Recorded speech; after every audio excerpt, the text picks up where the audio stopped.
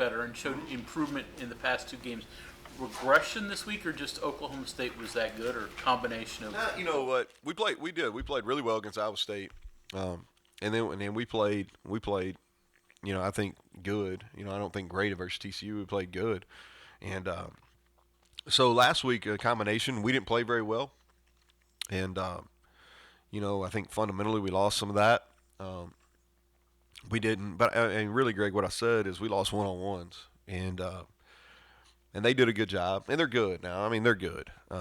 So I think it was a combination of both. We didn't play very well. We would have had to play at our best to have an opportunity to compete against those guys, and we didn't play at our best, and they got after us, and that's credit to them, and we've got to be better. We're going to play elite defenses like that. We better bring our A game, and we didn't. In terms of defending Kansas State, is there danger in focusing maybe too much on Deuce Vaughn? I think people see this sort of stat line and it jumps out. Is there a danger of focusing too much on him? Yeah. And losing track Yeah. of They and like I said, they do a really good job as far as they use him. There's a mixture, right?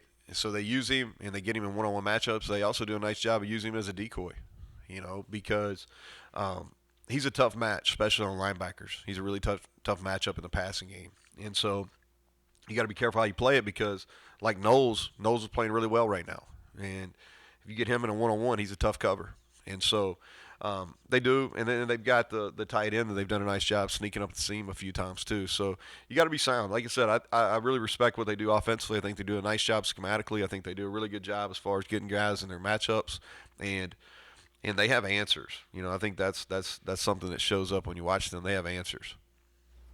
Injuries, Neal. Woods and Dixon both left. Yeah, Dixon's going to he'll be doubtful for the game. We'll see kind of how he progresses, but I would say doubtful right now. Woods is fine. He just had a cramp. He's fine. He'll be full speed today. Isdale, it's going to be touch and go. He's really working with two upper body injuries, and so I think it's probably too soon. We're going to see how he kind of progresses. He didn't practice at all last week. Uzama. Yeah, that's good. TCU game, 4 sacks, probably could have had 6. What did he Didn't do? they give him 6 and then they came back or something? They did, yeah. Yeah. What did he do in that game to be so disruptive? Well, he's really long. The thing that I respect watching him on film, he plays hard. And you can try to chip him, you can try to double him, and he some pass rushers, they get really frustrated, right? I haven't seen the kid frustrated. I mean, he plays extremely, extremely hard. They do a good job of getting him out of the game some, where he's fully rested all the time. Excuse me. But he plays with high motor, John.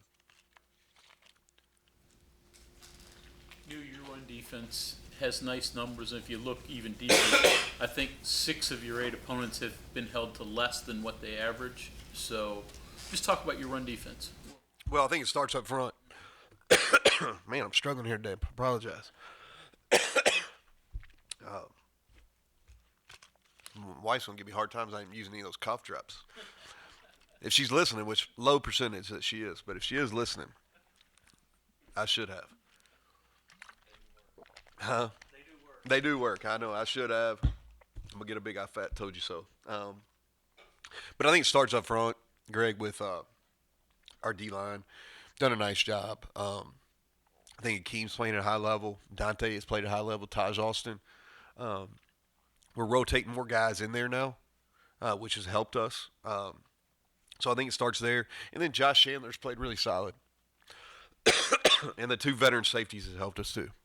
We get them in our run fits a lot, You mentioned the early start time. Do you prefer to get started early, get going on the road, or does it matter? You know what, Kevin? It's one of those deals that just kind of is what it is. Oh, look at it. Forgill's helping me out, man. I appreciate it. Might save me here. Yeah, there you go. Going back to those early starts, I like getting home earlier. Does that count? That's the you get home earlier. You play a night game on the road. Sometimes you're not getting back to 5 a.m.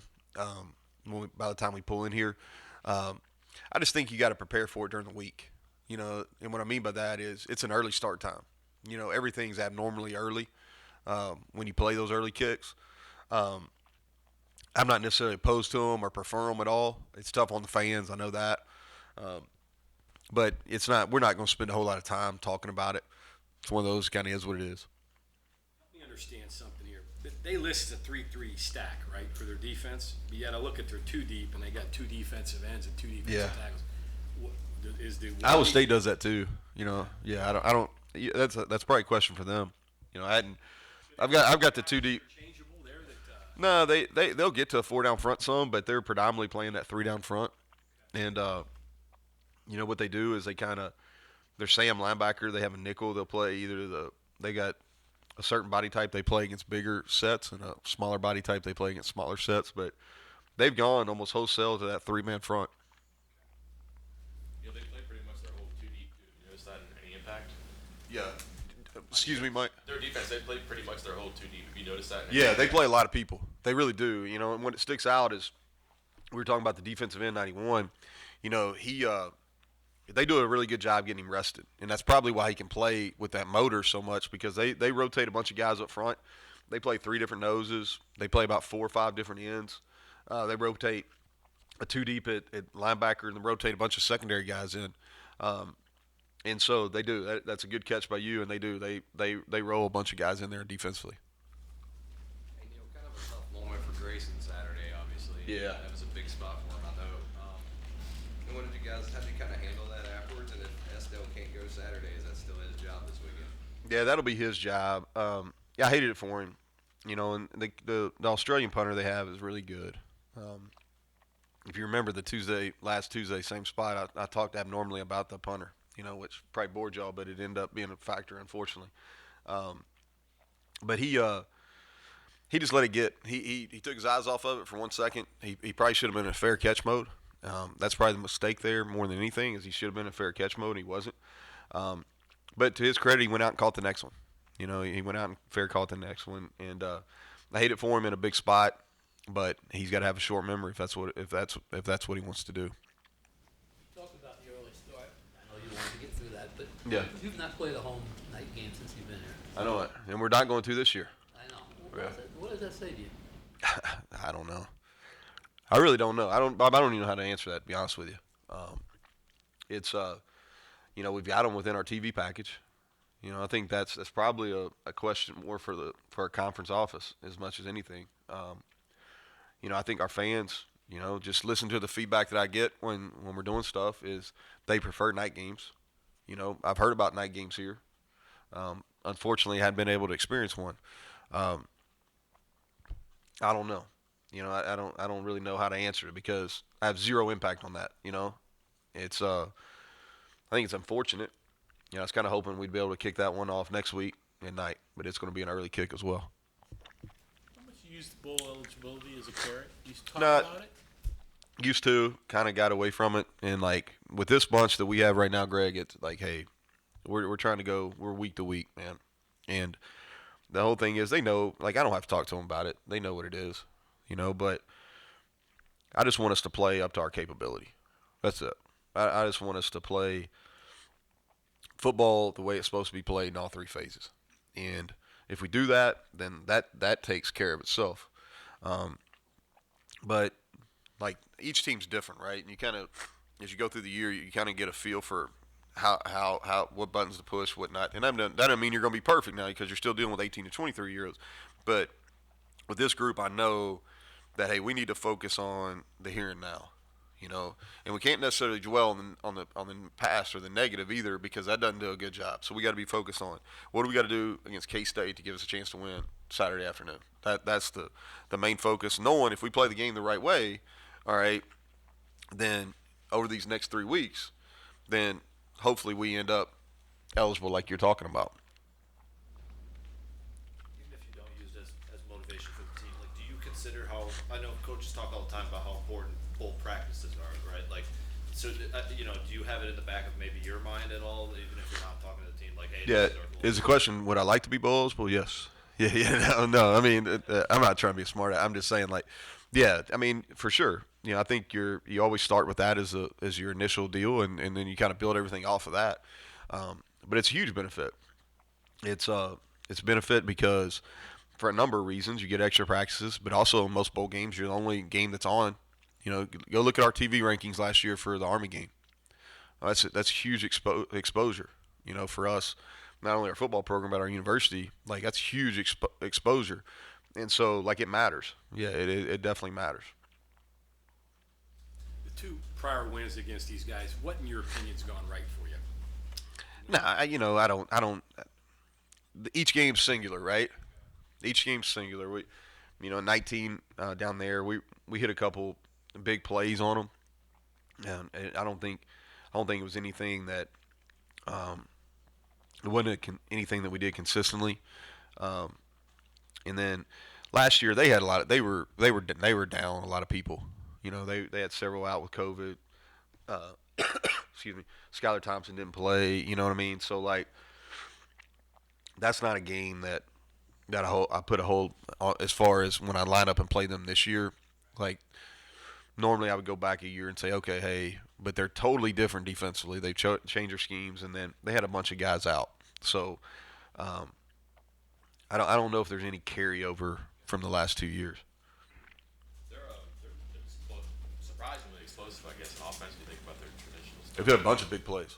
Any explanation there? Personnel? Well, they've done a decent job running the ball. So when you run the ball, they bring people down, and they've done a good job with I think Knowles can really run. They get Deuce Vaughn in some empty packages, and then they get him out of the backfield on some wheel routes, and those have been some explosive plays as well. And then the Phillip Brooks kid is really fast. He's really fast, and so they do. They've done a nice job. You continue to see progress with Goose Crowder in practice, and any chance you try to get him a game rep or two before season's over? I don't know. We'll see. We'll see how it goes. Honestly, Gray, he's doing a nice job. I'm excited about him. He had another good night last night in a scrimmage situation. So, I'm not saying yes or no. I'm not trying to avoid the question. I'm not sure just yet. You mentioned Skylar being out last year for the plates. It's been 2 years since you've seen him. When you look at him on film, he's been a guy that struggled with injuries, obviously, but how does he look different to you now than he did then? Well, I think that he seems like he's not running as much. He can, but he's not running as much. I don't notice him calling as many run plays for him. The one thing I think his accuracy has really improved. He's always been a guy that had a strong arm, and I think he still has that rare ability to be able to extend plays.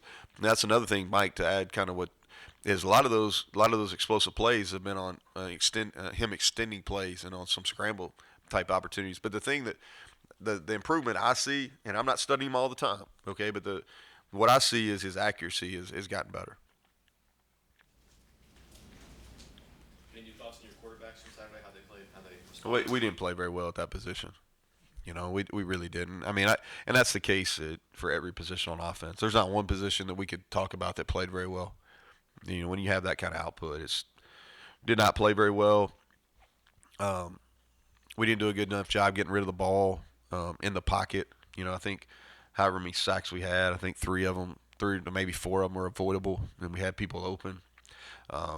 We missed a run read in the first drive that should have been a walk-in touchdown when Garrett was in there, and he puts the ball on the ground twice. Just poor fundamentals. We didn't play very well at that position. We didn't play very well at any position offensively. I'm not picking on them. We just didn't play very well at any of those. Okay, anything else for Coach? All right. Thank Sorry you. I had a coughing attack there on y'all.